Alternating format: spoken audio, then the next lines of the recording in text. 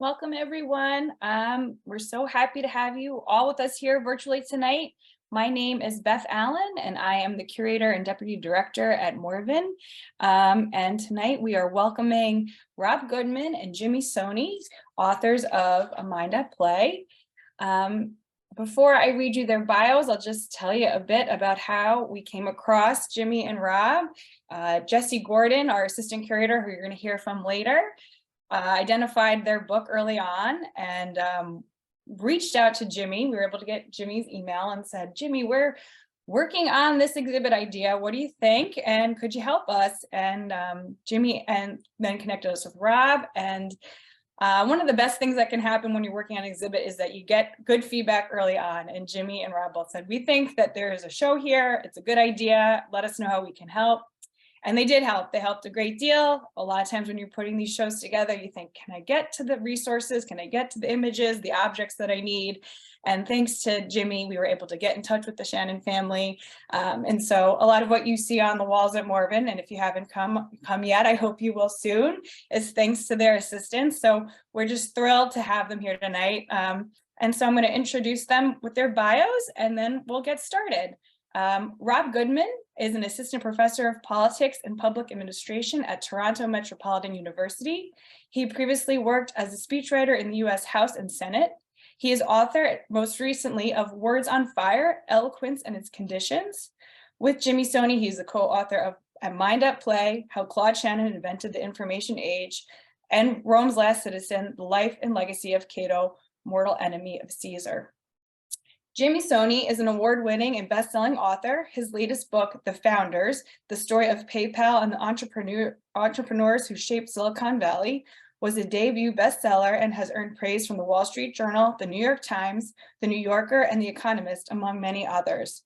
Described as an intensely magnetic chronicle, Soni conducted hundreds of interviews, including exclusive sit-downs with Elon Musk, Peter Thiel, Reid Hoffman, and many others. The book explores PayPal's turbulent early days and the shaping of a generation of technological talent. Deeply reported and embracingly written, this work is an indispensable guide to modern innovation and entrepreneurship, noted Walter Isaacson of the New York Times bestselling author, The Codebreaker. Soni's previous book, A Mind at Play, How Claude Shannon Invented the Information Age, was written with Rob Goodman and won the 2017 Newman Prize, awarded by the British Society for the History of Mathematics for the best book on the history of mathematics for a general audience, and the Middleton Prize by the Institute of Electrical and Electronics Engineers. The book explored the life of times of Dr. Claude Shannon, founder of the field of information theory and one of the 20th century's forgotten geniuses, which is why we're all here tonight. I wanted to let folks know that if you haven't read Mind at Play, it's available at Morven's gift shop. And I also hope that everyone, as they're listening, will drop their questions into the chat, and we'll be sure to get to those at the end. Greer will be managing those questions when we get to the Q&A portion. So without further ado, I'm happy to present Rob and Jimmy. Hi, everyone. My name is Jimmy. I'm one of the co-authors of A Mind at Play. Rob, if you want to introduce yourself. Hi, I'm Rob Goodman. I'm the other co-author of A Mind at Play. It's great to be here. I think the place to start is sort of, step one, step two, and then step three. I think step one is to, sort of establish this is our book. It's real, and we actually wrote it. Step two, I think, is to encourage you to visit the museum. That's probably the most important thing that we can do tonight. If we do nothing else, if we leave you with nothing else, make a commitment to going to see this exhibition. Rob and I dove into Shannon's life a bit circuitously. We didn't know who this person was, but we found out that he was among the most interesting 20th century minds and figures around. And I think if you visit, what you will see is that and more. There is so much about his life that is visual, that is physical, and that the museum has devoted a great deal of careful attention into curating. And I think that's also really important, that this was done with real care. We've sort of met the casual Shannon fan, or the person who doesn't take this work seriously, and the museum more than delivered. And so with that, what I was going to do, Rob and I will kind of jump back and forth, is run through just some of the highlights of Claude Shannon's life, some of the images that we found that were kind of buried in attics and archives, and tell you a little bit about who this person was. My bet is that the people listening, and I, am grateful for all of you who are paying attention to a Zoom on a Thursday night, when you could be watching Netflix, and, The Crown is great. Rob and I like to think we're pretty good, but The Crown is pretty good too. So we appreciate your time and attention. We're going to, keep this relatively informal, but my thought is that you all probably know the name Albert Einstein, you know the name Richard Feynman, but you may or may not know the name Claude Shannon. Some of you who are in the field may know, some of you have affiliations with Princeton, with maybe the Institute for Advanced Studies, or who have either a personal or family connection to Bell Laboratories may know of Shannon. But Shannon is, as Beth said, one of these kind of forgotten 20th century geniuses. And Rob and I had the experience of reading another great book called The Idea Factory, which was about the Bell Labs and the history of Bell Labs. And I think we both just said to ourselves, why isn't there a biography of Claude Shannon? This person is just hugely interesting. He has so many different interests and he was so impactful. How come no one has gone and just sort of examined his life end to end? And when we couldn't find a sufficient answer to that question in the form of a book, we decided to do it ourselves. I think that preamble is important because Rob and I are not electrical engineers and we are not mathematicians. We are people who came to this trying to understand it from the bottom up. And that actually was the best thing because we had professors and other people who are in the field who helped us understand this so that we could explain it to other audiences who were non-experts. But I'm going to run through what I think are just some of the more striking images that we found during this sort of Indiana Jones-like search for every scrap of Shannon, every Shannon fact we could find. And then, we can also talk a little bit about his impact and then get into Q&A.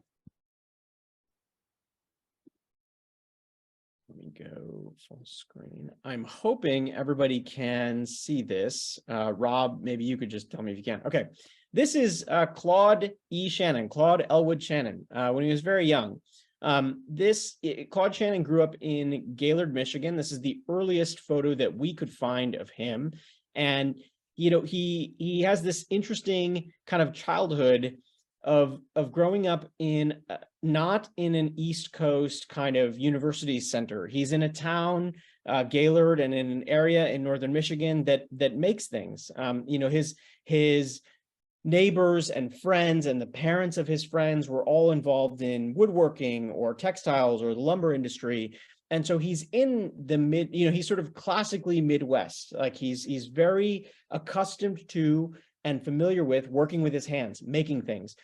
For instance, he has this neighbor friend of his, and they rig up, a barbed wire kind of like telegraph system. In one of his friend's backyards, they construct a makeshift backyard elevator. And as a parent myself, I can promise you I would never let my daughter construct an elevator on her own, but that was the kind of place Gaylord was, and that was the kind of person Claude Shannon was. This scene is actually, this would have been familiar to him. This is the kind of place Gaylord, Michigan was. From Gaylord, fast forward, Claude Shannon displays some promise at school. He ends up at the University of Michigan. He becomes a Michigan Wolverine. And he there has exposure to engineering. He studies both engineering and mathematics. And this actually is an example of, there were some huge investments made in engineering at the University of Michigan. So he's the beneficiary of all of these investments. There was this particularly industrious academic who decided to make Michigan's engineering resources quite vast. And so he's able to actually be the beneficiary of that.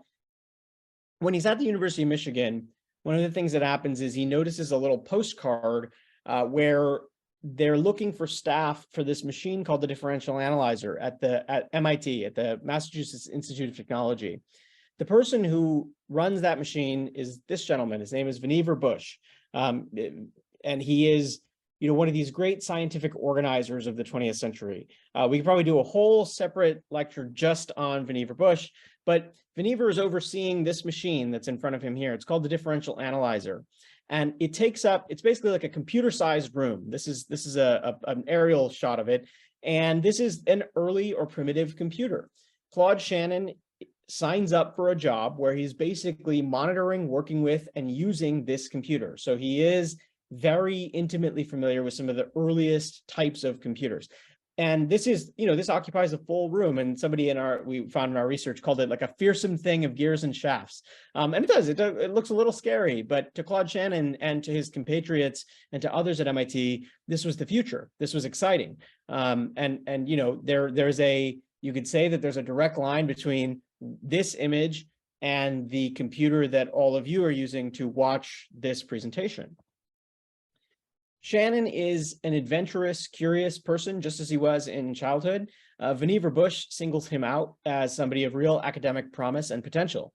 And it's actually because of his academic promise and potential that he frowns upon one of Claude Shannon's hobbies. Claude Shannon decides to become an amateur pilot and, kind of like learn how to fly a plane.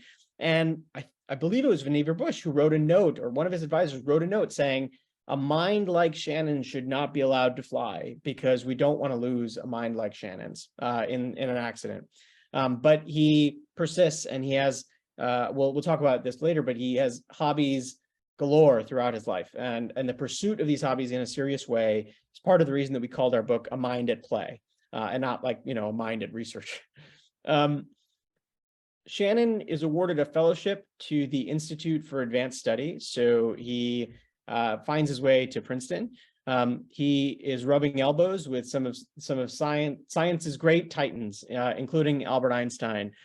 He's not necessarily a colleague. He's a few generations removed from some of the titans, but he is in a place that, inspires big thinking, that is recruiting him for, his promise and his potential.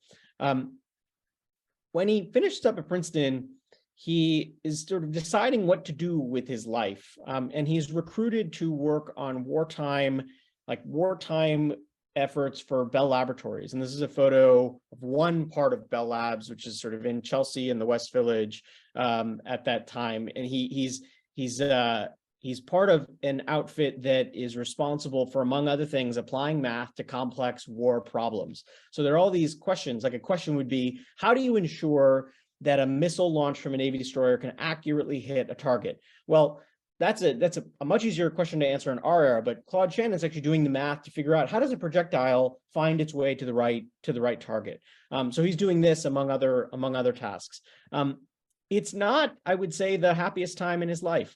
It is during this period of his life that he goes through what would be called kind of his first, and as far as we know, is really his only depressive episode. He has a marriage that he gets married, and then the marriage falls apart. And he's under a great deal of pressure, as were many people from his generation during this time. He is facing the prospect of being drafted and being sent overseas. He does not think he's going to be a particularly good soldier. So he's dealing with a lot of different, challenging things. He's also, during this time at Bell Labs, beginning the work that Rob will speak about in a bit that leads to this field called information theory. Claude Shannon is most famous for founding the field information theory, but the way we describe it in the book, information theory is really Claude Shannon's side hustle. He's working on it on nights and on weekends. During the day, his life looks a lot more like this scene in front of you, which is at a whiteboard or at a chalkboard rather, solving equations to help the US win World War II. This is just another a sort of photo from that era that shows that he was in rooms with people who were wearing military uniforms.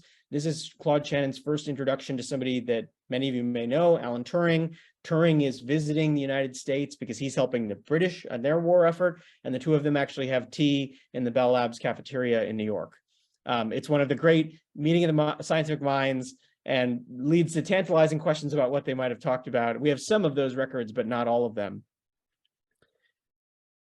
It's during this period that Claude Shannon spends 10 years finishing up his information theory paper. And I think I'm going to pause there and let Rob talk a bit about the information theory paper, and then we can conclude with just a few more photos.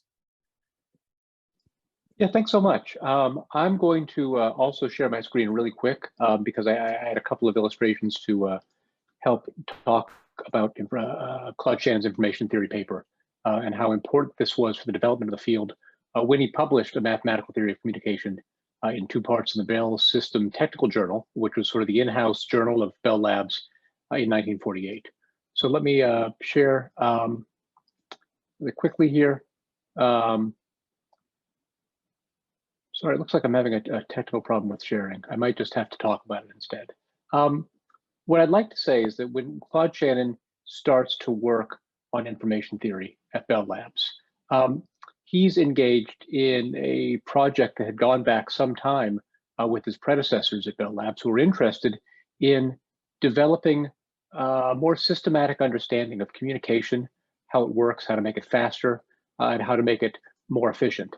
So Bell Labs is obviously, it's a private company. They operate the nation's telephone and telegraph networks. So it's interested in making communication more efficient and effective so that it can sign up more customers and increase its profit margins. But also at the same time, it engages in a lot of basic research, research that doesn't have an obvious immediate application, but that helps mathematicians and scientists and electrical engineers push back the frontiers of technological thinking about information technology and communication in a way that might pay off years and years for when those insights were first developed. And that's one of Shannon's great loves of being able to work at Bell Labs as a researcher. One of the things he said is that they let me work on whatever I wanted to. No one ever really told me what I had to do.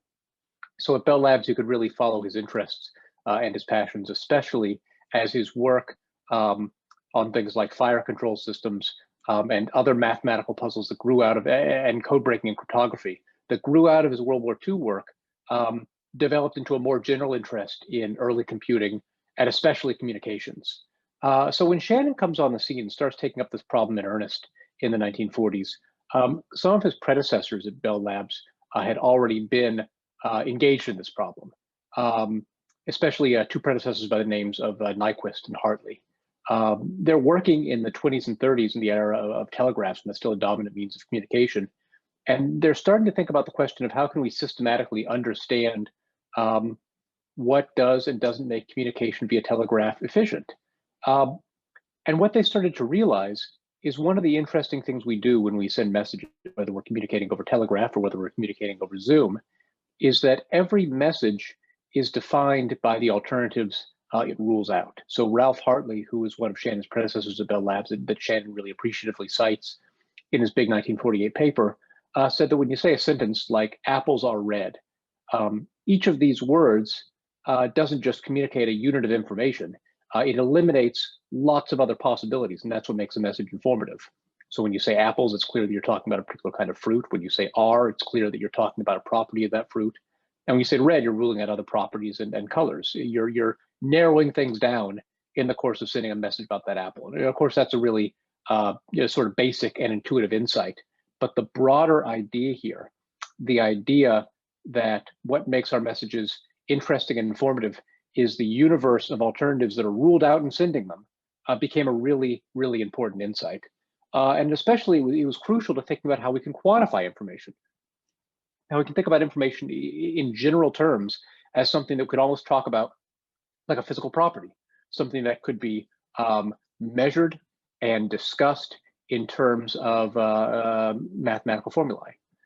So one thing that Nyquist and Hartley decide or figure out in the course of studying telegraph messages is that you can say roughly the amount of information that is contained in a message by discussing a few things. You need to discuss the possible universe of symbols that you're choosing from. In other words, a message chosen from a very, very, very big alphabet is more informative than the message chosen from a small alphabet because you've killed off more alternatives in the course of sending it. And then along with that, you need to take account of the length of the message and your speed in sending it. So these are all important factors. So this is sort of what's the groundwork when Shannon takes up the topic more seriously.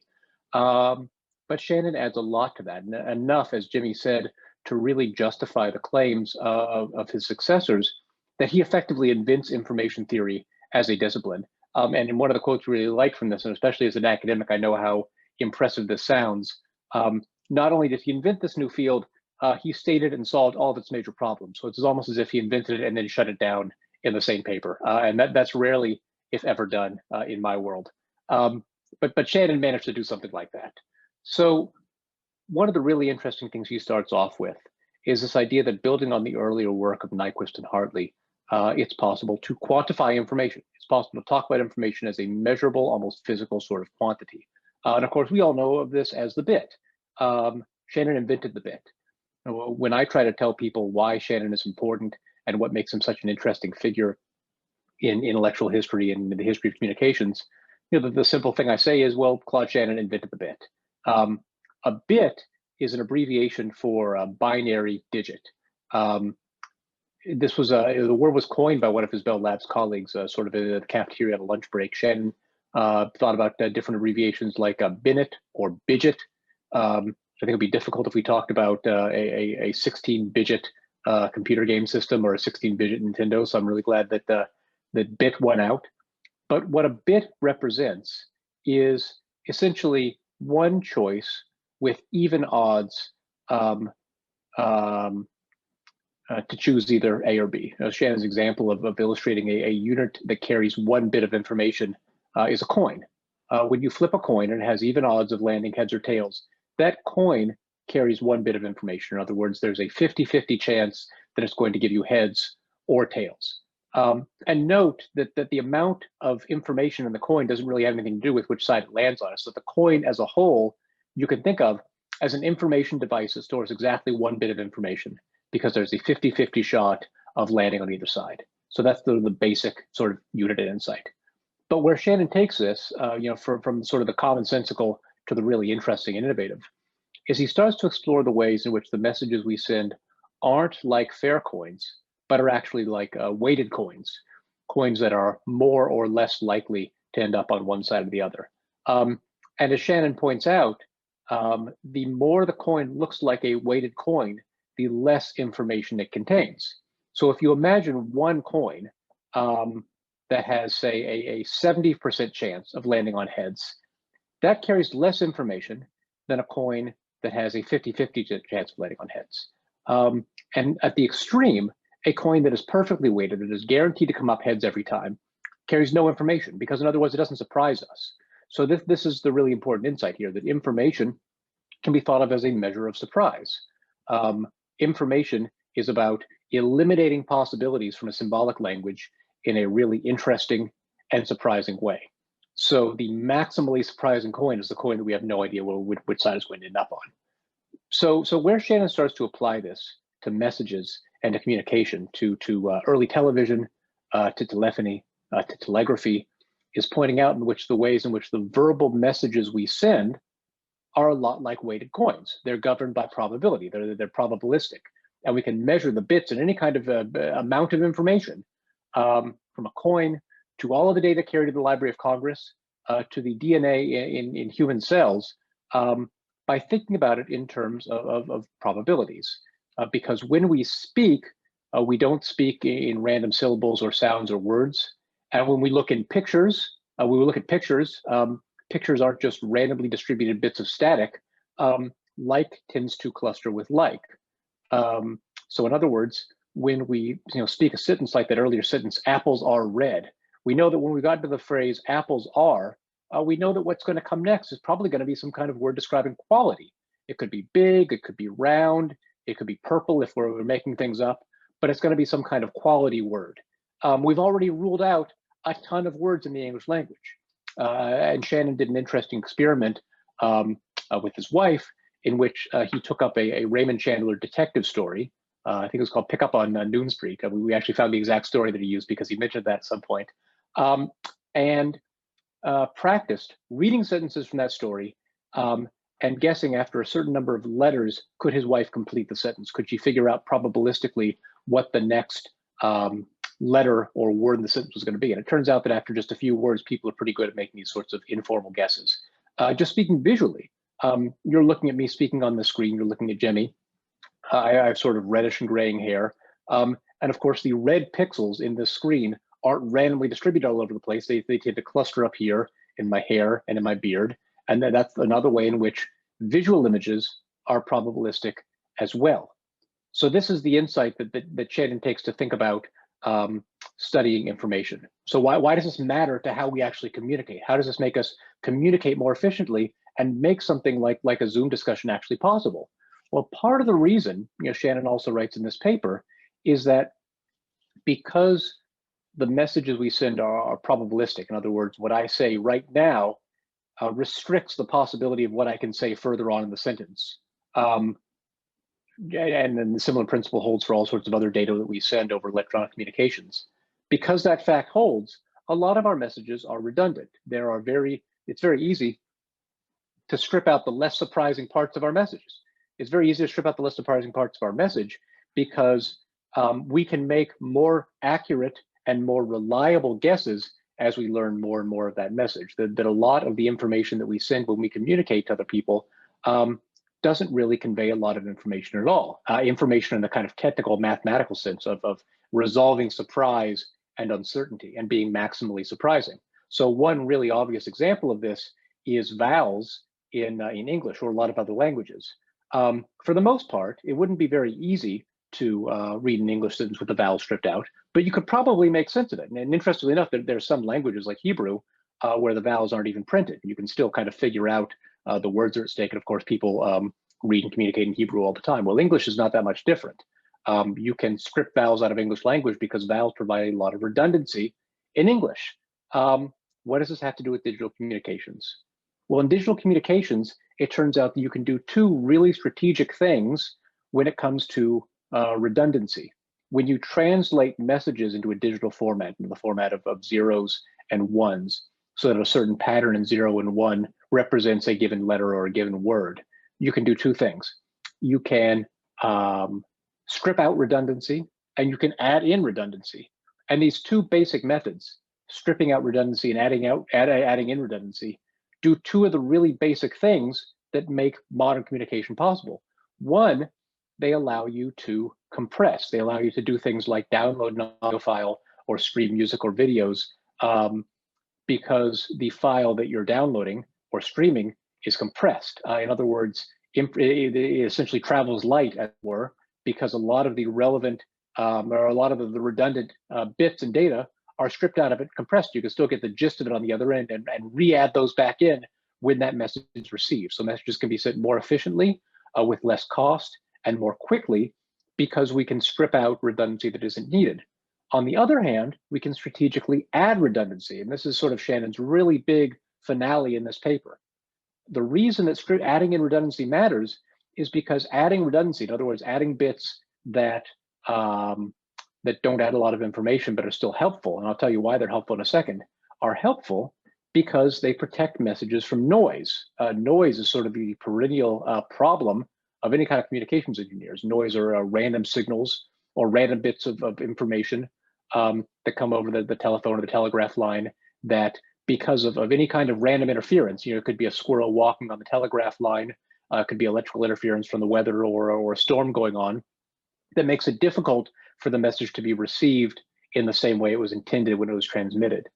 So if you add in redundancy, Shannon found that you can actually, it turns out that you can create deliberate buffers against noise, so that if any kind of random thing happens to your group of zeros and ones as it's sent over the wire, you can buffer in enough redundancy that if a bit is flipped from 0 to 1 in the course of transmission, there are enough extra redundant, non-informative zeros and ones in there that your message still gets through in exactly the same form as it was intended. So what Shannon did in his paper is, by using these insights that come from the probabilistic nature of information, he proved a really, really important result.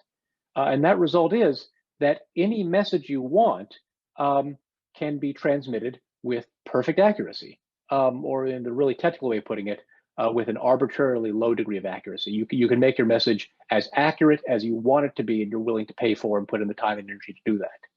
And this is super important because at the time, it was basically assumed that the only way to overcome the challenge of noise was by speaking louder, by putting more energy into the signal to overcome distortions. Well, Shannon really showed that we can actually overcome noise by speaking smarter, by figuring out ways to encode messages that build in redundancy and protect them from distortion and noise along the way.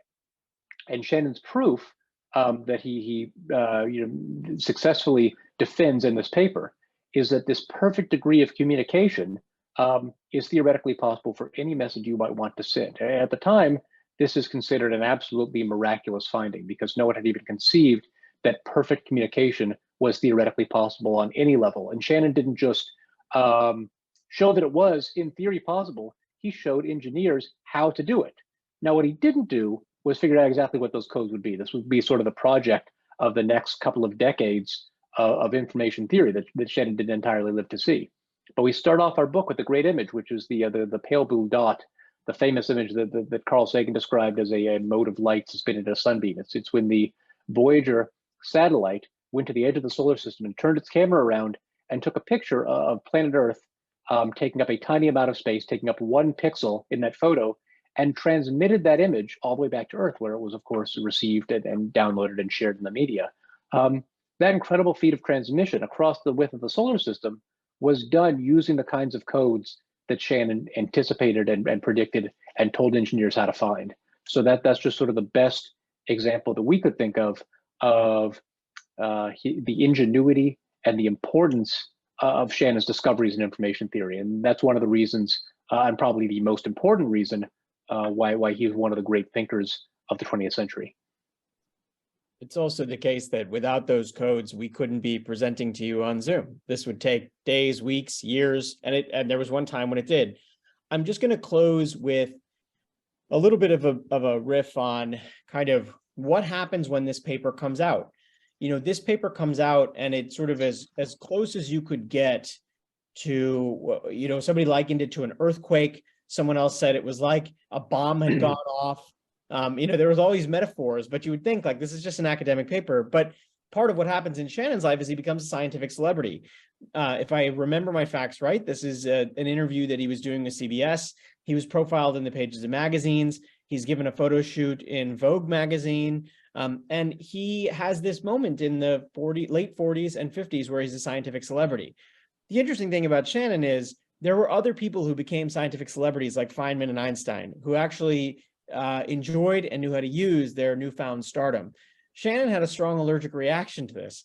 He actually ran away from it. So he'd be asked to do things and he would say no. Later in his life, we found this great note back to somebody who had asked him to do a talk.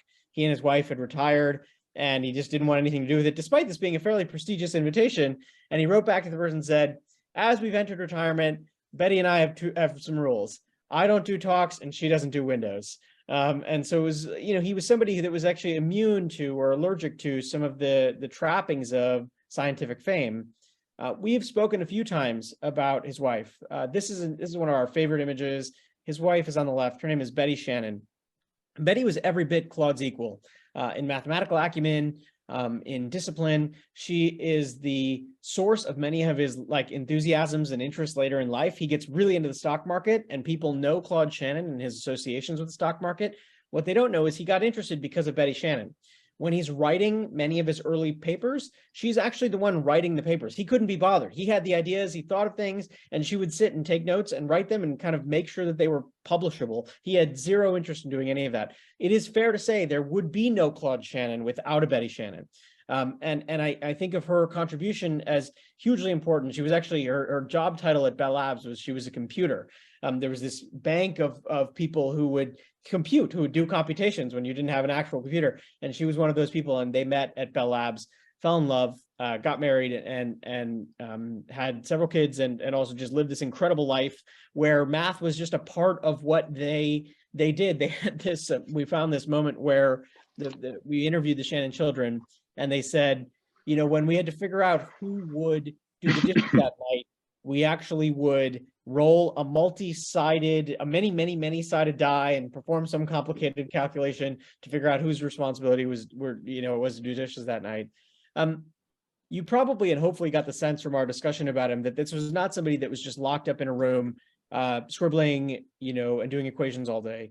Claude Shannon loved unicycling. He loved chess. He created a rocket-powered Frisbee. He was very mechanical, and he did not separate handwork from headwork. He was engaged in both for his entire life. He creates a fleet of unicycles. This is just one example. He and his wife are both interested in unicycling. This is a great enthusiasm and obsession of theirs.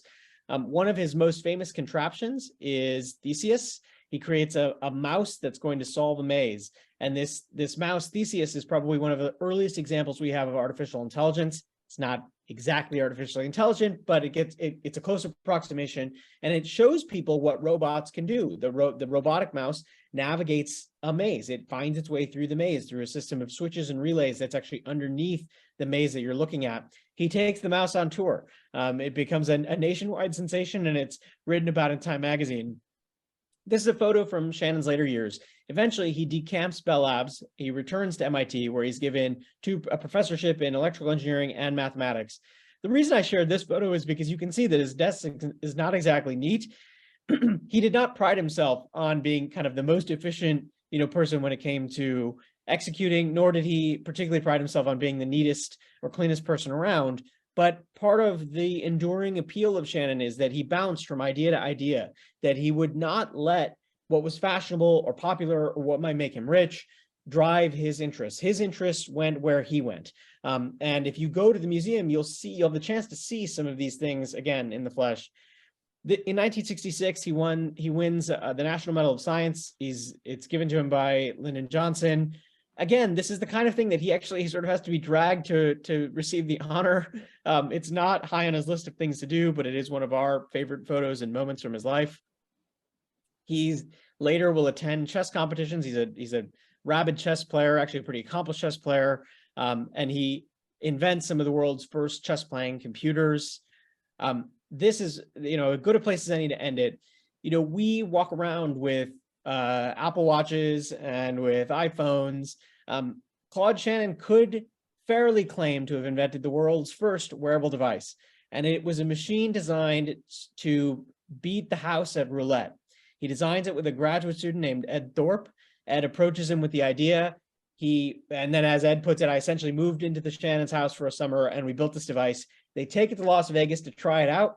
They actually managed to one-up several casinos, but then they realized that, like, from a risk perspective, you don't want to be on the wrong side of the mob, and these kind of two professors definitely don't want to be on the wrong side of the mob, so they put this experiment to an end. But I hope in we're a little over time, but I hope in what we've just demonstrated, Shannon's interest could move from the theoretical limit for communication all the way to this, roulette beating wearable device with wires that went up his pant leg and underneath his shirt and into his ear, so that he could simply, get one over on a Vegas casino. This was somebody who pursued his passions with an unrivaled curiosity. And I think if our book does anything, I hope it strikes a note for that kind of free-ranging curiosity that's not interested in kind of what the instrumental value of a question is, but is really just interested in the question itself.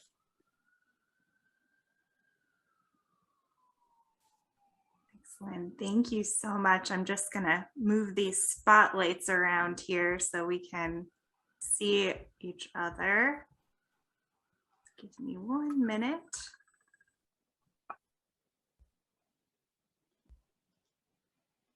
All right.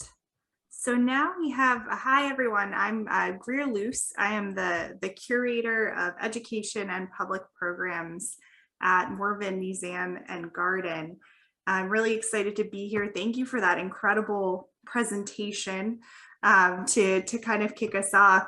And we now have some time until about 7:30 or so for questions. So I see a couple coming into the Q&A box. We're gonna kick us off with a couple of discussion questions that we've prepared, and then head over to the Q&A box to answer your questions. So I want to introduce my colleague, Jessie Gordon, who is the Assistant Curator and Registrar at Morehouse. So I'm going to pass things over to Jessie to start us off with our first question while I dive into the Q&A box here. Thanks, Greer, and thanks for joining us, Jimmy and Rob. So our first question is talking about the overarching focus of our exhibit really is to explore the Bell system in New Jersey in particular. Of course, Shannon was a part of that. How did the backdrop of living and working in New Jersey affect Claude Shannon's innovations? Yeah, well, one thing I think I could say in speaking to that is one of the important events in his life was when Bell moved. And I think, as Jimmy said, it was located originally in Lower Manhattan, right where the Highline is currently. There's a great photo we have, I think, in the book of a train passing directly through one of the adjacent buildings that Shannon would have seen going through every day back when it was sort of actively used as a rail depot as well. So, when Bell Labs moves out to New Jersey and gets a much more spacious area and campus, Shannon and his family go with it. And that's where he did a lot of his great work as well. I think the really valuable thing for Shannon was the sort of culture that allowed him to do the kind of work he did at Bell Labs. Bell Labs is a sort of, we talk about it as sort of an early, in many ways, an early Google or Apple. The kind of organization that was dedicated to finding talented thinkers and engineers, throwing them together and seeing what worked out. And also because, it was essentially a government protected monopoly, didn't really have to worry about competitive pressures over the short term, could put a lot of money and resources on figuring out, as I said, solutions to problems that weren't even relevant right now, but would be extremely relevant a generation from now. So being able to work with that kind of freedom and creativity with other really smart people without a lot of structure was something that helped Shannon really thrive. And that was a big part of his experience at Bell Labs. And that is no secret. That's why he did a lot of his great work there. Thank you. And I'm actually going to dive into the Q&A because we have so many great audience questions coming in here. So getting a little outside of Shannon's life, but an excellent question, I think, for you both. Do you think the way that we teach STEM is helping our students to be creative or curious? And this individual also said, "Thank you for the book. I use it in my classes." Well, thank you for, first things first, thank you for using it in your classes. That's great. And happy to, connect offline and chat about it as well. I want to be careful in we are not by any means like the experts on the, virtues or deficits of current STEM education. I also think that there's probably, ways it's taught that work well and ways that aren't, and it's sort of spread all over the country, and there's like a lot of variables, right? It's almost sort of impossible but I can draw on Shannon maybe and bring the question back to that. I think that, it's actually funny. My daughter is 7 and she came over the other day and she was like, "I hate science." And I was like, "What?" Oh no. I gasped this. It's like, "Why do you hate science?" She's like, "Well, I like science experiments, but we don't do science experiments. Like I want to try things and I want to blow up a volcano and whatever." I was like, "All right, well, we'll find a way to, figure this out." But I started to think more about what she said, because I remember at different moments in Shannon's life, there was this effort or this emphasis placed on experimentation and not memorization. One of the funny quirks about Shannon that his graduate students shared with us is that he was actually not the best at live math, meaning mental math. If you asked him a math problem, he needed more time than the average person to answer it. He'd have to go to the board and write out the answer. But what he had that Einstein had as well was intuition. And it was a desire, and I would say this is different, in some ways different than Einstein. He had this desire to build things and experiment and test. And I guess I can only speak from the experience of, one kid in one school in one time, but maybe more broadly as well. I do get the feeling that maybe we've sucked some of the fun out of science, or some of the kind of sense that you can build and create and test things and blow things up. And see where things go. Shannon, that's actually one of the things about Bell Labs, that he's around people who are doing that all the time, right? So there are these famous videos of him unicycling on Bell Labs' campus, but he's also playing chess with other people at Bell Labs campus. They're testing these. We walked the halls at Bell Labs when we were writing the book, and you get this palpable sense that there was just kind of experimentation happening everywhere. Now, granted, part of that is because Bell, the Bell system is the telephone company, federally guaranteed monopoly. They have room to let people roam like this. But I don't think it's too much to ask that we do that for kids, that we, allow them to explore their curiosities in ways that are maybe more open. I don't know, Rob may disagree. We didn't plan our answer to that question. Yeah, and I think that I do agree with all that. I'd say by one thing that I'd add And again, not really someone who's experienced STEM other than my own education. I have daughters in school, and they don't really, they haven't said one thing or the other, as far as I can remember, about the science education they're getting in Toronto. But I would say the one thing that stands out to me from what I can remember my science education is the things that connected most to me were the ones that ground what we learn in a science or a STEM class in the kind of uncertainty of figuring out in the first place. I think a lot of science and math education, because it's geared around making sure the students know an important set of facts, it presents these in sort of a cut and dried fashion. I'm not sure if that's what teachers are still doing, and I hope it's not what they're doing, but I remember a lot of that there's just stuff you need to learn about the Krebs cycle or the periodic table or the laws of motion in physics class. But the things that I remember the most, that stick out to me, are about what things were like before scientists figured these things out, and what the process of actually figuring out the right answers looked like, and how much failure and wrong directions and trial and error there was. I think about one of the lessons that I still remember from my AP biology class was about Watson Crick and also Rosalind Franklin and Linus Pauling and the race to discover the structure of DNA, and how, if you imagine you have mid 20th century technology and you don't know what DNA looks like, how would you go about figuring out that it is in fact a double helix, for instance? I also think about one of the great science books that inspires a lot of my thinking on this, and just a book that I love and go back to a lot, The Sleepwalkers by Arthur Kessler, who's a novelist mainly, but wrote this great book about the revolution in astronomy with Copernicus and Kepler and Galileo. Almost as if it were a novel, basically about the step-by-step process of figuring out, again, with 1500s and 1600s technology, what the orbits of the planets look like, and how do we actually know that the Earth is not at the center of the universe? What does that story look like? And so I feel like that there's something about the narrative element of it, and grounding the science in uncertainty and discovery that really was inspirational for me, wanting to learn more about it. I'm not sure if that works for all sorts of kids, but I have to think that there's something there about teaching science, through history, that can be really valuable. Definitely, and we're hoping that the exhibition also inspires people to take some new routes in learning science. We have another question from our chat box here. Did you find any connections between Shannon's work and Bush's idea of the MEMEX? I think that's how you say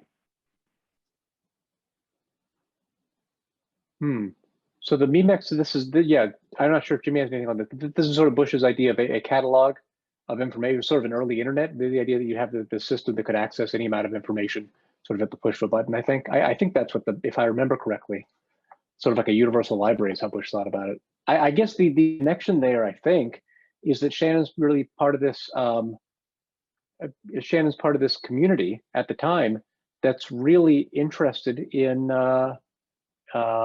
information storage, retrieval, noise communication. I don't think he referenced directly, the MEMEX idea or drew directly on it, but I think it shows that he and Bush were kind of running in the same intellectual circles, circles about information retrieval and storage. And one thing we didn't have a chance to talk about, which came out of Shannon's big collaboration with Bush, was his other really important paper in 1932, where he basically does a lot to pioneer digital computing by talking about how computing that thinks in terms of ones and zeros can do logic, can resolve logical statements. And he does this with, through his work with Bush and the differential analyzer. And while I think this is, predates Bush thinking about the MEMEX, it definitely shows that Bush at the same time is thinking about these same problems and pushing Shannon to think about them as well, which was a lot of his really important stuff comes from. Excellent, thank you, and great questions coming in. There's quite a few here. Thank you. So this next question is really interesting. Do you know if Claude got interested in video games? Pong was introduced in the early 70s. Did he play them or do anything to develop them? It's a great question, and I would want to now go back and look back in our various folders and archives. We didn't find any reference to video games. We found a lot of references and things related to games in general and gaming broadly defined. So I'll give you an example. He has this great device that I think is still around. He invents a robot to solve a Rubik's Cube. So these sort of two arms, you stick the Rubik's Cube in the middle and it kind of figures that out. He invents, chess playing computers, many different variations on chess playing computers. He is really interested in the game Go, and I think he invents some kind of calculator to solve Go, or to make a competitor better. So he's obviously, he's a very dedicated chess player, a very talented chess player. So his interest in games is more along those lines, where there's a kind of intersection between the physical and the game element. He also, but I can't remember if he's like playing video games. My sense from what I remember about one moment is that, for him, the game part of it is actually much more connected to his physicality and to the idea of like constructing machines, as opposed to just kind of the sort of game playing on its own. Unless Rob, I mean, I don't think I'm misremembering any of that. Yeah, I think that's, I don't have a lot to add to that, but I think those are, yeah, I think that's all I could say about it as well. Great. Our next question is another question from our chat box. What did Claude and Betty really think of Norbert Wiener? I think you had a whole chapter about a description about him and his background. Yeah, I think some context there would be useful. So Norbert Wiener is another one of these sort of legendary 20th century minds. But if you could sort of look up like the absent-minded professor type in the dictionary, you'd see a photo of Norbert Wiener. There was like a story, and it might be apocryphal, that Norbert Wiener once like had shown up to his, like his family had moved, and he like showed up to his new house in spite of like he was involved with the move, and he goes up to the house and he says like, well, could you please point me to the Wiener residence? And like somebody, I think a family member, like a kid of his, comes out and says, Dad, this is where we live now. But at the same time, Wiener is he writes this pioneering book called Cybernetics. He is making huge breakthroughs in the field. There's actually a lot of writing about how he and Shannon were kind of parallel tracking on the idea of information theory. Some people even credit Wiener with information theory, which we don't think is correct, but they were definitely swimming in the same pond. He had grown up in a childhood where his father had actually set himself the project of developing his son into a genius. And it left these like lifelong scars. And so he was very painfully socially awkward and had some real difficulty interacting with other people. My sense from my readings and from the research was that Shannon just admired Wiener's mind.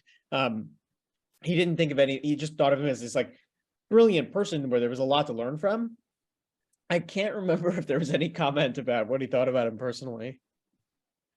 Yeah, I think Wiener was well known for his self-regard, but that's not surprising given that he was a child prodigy and really, really important and influential in the field, and then published the book Cybernetics. That I actually just looked up the passage on Wiener that we wrote in the book. Someone described it at the time as the most important bite out of the tree of knowledge, the fruit of the tree of knowledge that mankind has taken in 2,000 years. So that's kind of how Wiener and his fan club were talking about him at the time. I think that Wiener considered himself sort of a competitor and equal of Shannon. He thought that he was really in the running to claim priority recognition for developing information theory, because this is something that he talks about a little bit in the book Cybernetics, which is a popular book and much more wide-ranging than Shannon's paper. But on the other hand, a lot of Shannon partisans point out that a couple of the interesting and really distinctive contributions of Shannon's paper, particularly this idea of coding, that you can code strategically to eliminate the possibility of noise, doesn't really show up in Wiener's book. The Wiener's book is sort of a really interesting philosophy of communication, and then cybernetics, and sort of introduces the word cyber, which is important just linguistically, but that Shannon was a much more practical, hands-on engineer. Later on, there's a little bit of conflict over who deserves credit. Shannon never really entered into these things publicly because he was just sort of self-effacing, I think.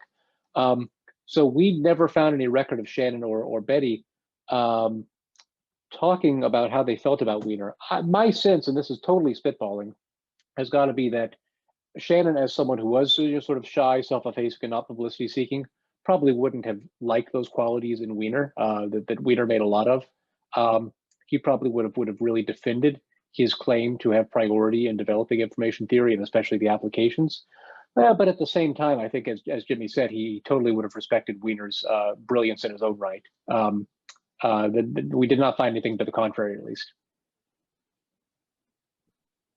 Thank you. So another question coming through the Q&A box here. Why did Claude Shannon leave Bell Labs? Yeah, I can handle that one. And before I do, because I know we're going to run up on time, I hope you'll visit the museum. I hope you'll check out our book, A Mind at Play, but also I hope you will check out a documentary called The Bit Player, which is about Claude Shannon's life. It's wonderful, and there's a lot to recommend it. There's some footage there that has never been seen before until until this documentary aired, and it's another way into Shannon's life and into the life of and into his times, Bell Labs and everything else. He left Bell Labs because, well, for a few reasons. There's this great letter he actually writes to his superior. I think we quoted pretty heavily from it in the book. He was kind of, corporate life had never really suited him. He was sort of lucky to be employed at a place that would like allow him to, do what he did. He had become kind of almost like an emeritus scientist because of the success of the information theory paper. And there wasn't a lot there to engage him anymore. And Bell Labs and his superiors knew, you weren't going to get productive work out of Claude Shannon. So he sort of knew he'd sort of like run, like at some point you test the patience of your bosses if you're just there playing chess and unicycling and not really contributing to the kind of bottom line. The second reason is MIT had been courting him for some time. He was at this point a scientific celebrity. MIT wanted nothing more than to give him lifetime tenure and put him in their ranks, which they did. He and Betty, they had the early part of their life, they lived in Manhattan, and they missed some of urban living, and they thought kind of Cambridge, and then eventually they moved to the Massachusetts suburbs, but they thought Cambridge would sort of approximate some of what they had in the early part of their lives. And so he decamps to MIT, and he's on faculty there, and he's allowed to do, essentially do whatever he'd like with it. I mean, even in his courses, his students who we interviewed would describe it more as just like a big conversation about ideas as opposed to him having a very defined way of moving through a syllabus. It just ended up being a better fit. He had also kind of accomplished, is probably going too far, but he'd sort of done all he was ever going to do at Bell Labs. He had no desire, for example, to be like CEO of Bell Labs. This was not Claude Shannon's remit. He wanted to, he was well suited for academic life at that point in his career. He had published with and done what he needed to do at Bell Labs, and kind of wanted to move on. We have one more question. Another one, it says, I lived in Ann Arbor for quite a while and worked at U of M. There was a local legend that Shannon worked on the radar-controlled proximity fuses for anti-aircraft shells during World War II. Did you uncover anything along those lines? Go ahead, Rob. No, I was going to say that I wouldn't be surprised if he did. The two things that we found most, attested to in his work were not that, but they're similar projects. So one was just generally working on cryptography and code breaking, and a lot of the insights of which went into his work in information theory. The other was what I referred to as fire control, which is basically early computerized control of anti-aircraft weapons. The reason this is really important and needs a lot of mathematical brains behind it is there's a lot of statistics involved, because when you were trying to track the flight of an aircraft that's moving faster than the human eye can track it, the human hand can position the gun to fire at it, you have to kind of make a statistical estimate about where that plane is going to be based on where it was and how fast it's going and in what direction, so that you can essentially automatically control the gun to fire roughly in its direction. And this is the thing that took a lot of mathematical smarts. So I think that's somewhat related, but I don't think he was working on fuses or shells, as far as I know. But again, a lot of what he did in that period is classified, so I wouldn't be surprised this is the kind of thing that kind of gets out in a local legend because he mentioned it in the cafeteria one day, and it gets transmitted in that form, even if it's not attested at the records. Excellent, thank you. So We do have a couple other questions in the Q&A and the one in the chat. But I thought it would be a nice final question to share a question Jesse actually came up with as our last question. I was wondering, can I send along via email some of those questions that did come in and we didn't have a chance to answer today? And then I can get back to the folks via email that didn't have their questions answered today. Excellent, thank you. So the final question, Bell Labs was notable for collaboration on solving problems. Can you speak more to your collaborative process as co-authors? That's a good question. Rob, you wanna do your? Yeah, I'll say So by the time Jimmy and I worked on this book, we had already written one book previously together. It was a totally different subject. It was Rome's Last Citizen, which was a book about Cato the Younger and the Roman Republic. So a totally different subject matter, but we had already at that point gotten down a little bit what our collaborative and creative process is, which involved doing things like sometimes we meet up to write together, sometimes we write separately, but more importantly, we'd start with a sense or an outline of where the book is going, what we want it to be about. And then we sort of do almost sort of a fantasy draft where we sort of select the chapters and the things that most interested us to write about. And occasionally there'll be parts that are less exciting, and sometimes you draw the short straw for those. We try to divide those up in an equitable way too.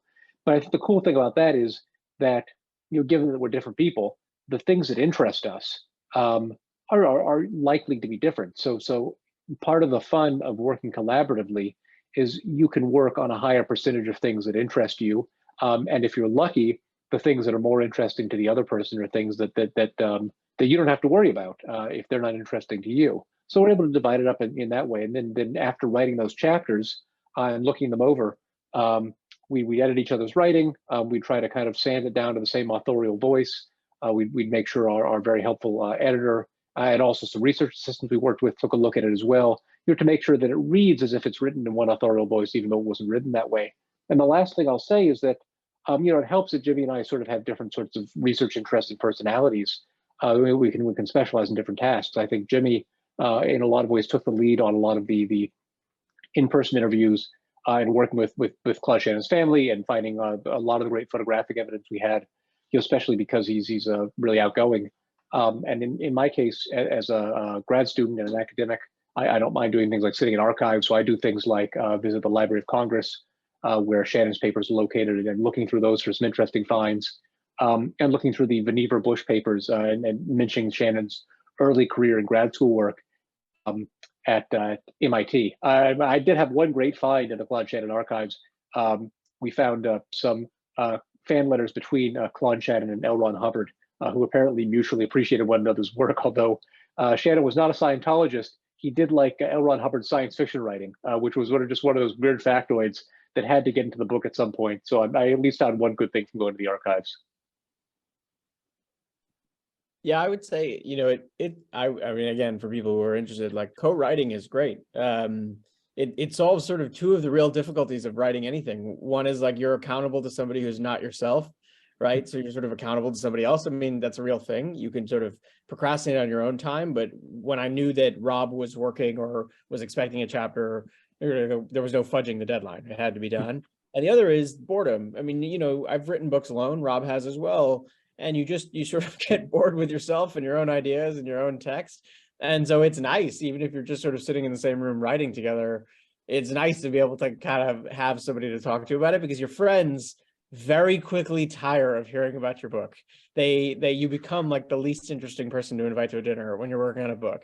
And so that's the fun of co-writing. And that's actually something I wish people did more of. I mean, you end up just being, like Rob sort of described, you expand the surface area of the book and your research in a way that you can't do on your own, because you're driven by your interests and curiosities. And the book is so much richer for having two people approach it and attack it. I don't think we could, I mean, I can speak for myself. I couldn't have done this on my own. Excellent. So the spirit of Bell Labs collaboration is very much alive. Well, thank you so much for this incredible evening. And you know, on Zoom, it was really interesting, and you're both so wonderful to take the time to be with us here virtually this evening. And I wanted to mention again that we do have a Mind at Play for sale in Morven's shop. You can also get it online and many other places. It's a fantastic book. We cannot recommend it enough, and it had a huge influence on the Ma Bell exhibition as well. So just thank you both so much. Thank you. It's a real pleasure to talk about Bloodshed, and thanks so much for having us. Wonderful. Well, have a wonderful evening, everyone. And we will also send out the recording of this to everybody in attendance as well. So take care, and thank you again. Thank you. Bye-bye.